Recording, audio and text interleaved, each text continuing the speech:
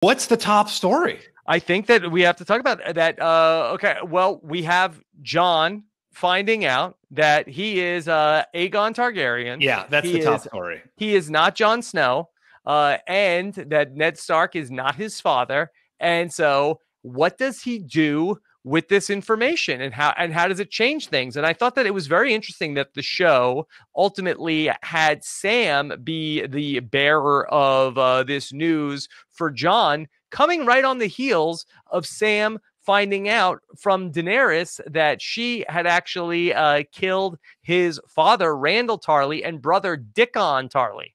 Yeah, that was a really cool, powerful scene. And I love that scene with Sam and Daenerys where he's just like holding it together, but still like has so much emotion. I mean, obviously his father, he hated, his father hated him. But then to learn that his father died, it was still such an emotional experience. And then, to learn his brother died, who obviously he had a much better relationship with. And then he has to go and tell Jon about his news. And there's so much emotion there with this question of, would you have done the same thing? Maybe, and it immediately becomes not just Sam saying, hey, here's this information. You're the king. Like, do with that what you will. But Sam is now, fraught with this sense. He's in his ear.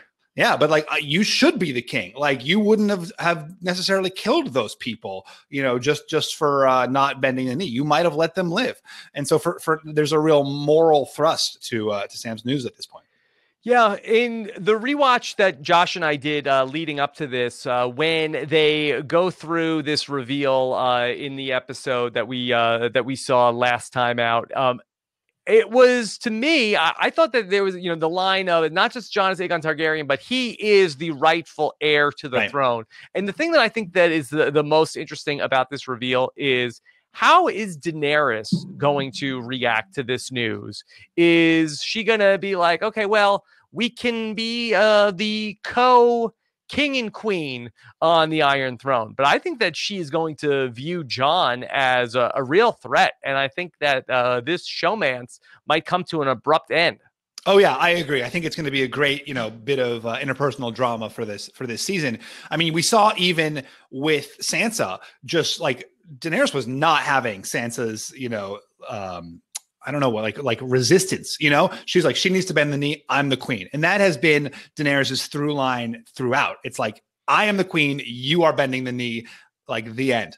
And for someone to not do that is such a challenge to her whole sense of self. And so now that her very like legitimacy might be questioned by Jon. I mean, Sam had that great question, you gave up your claim to the throne, your crown for the betterment of your people. Like, is she going to be willing to do the same thing?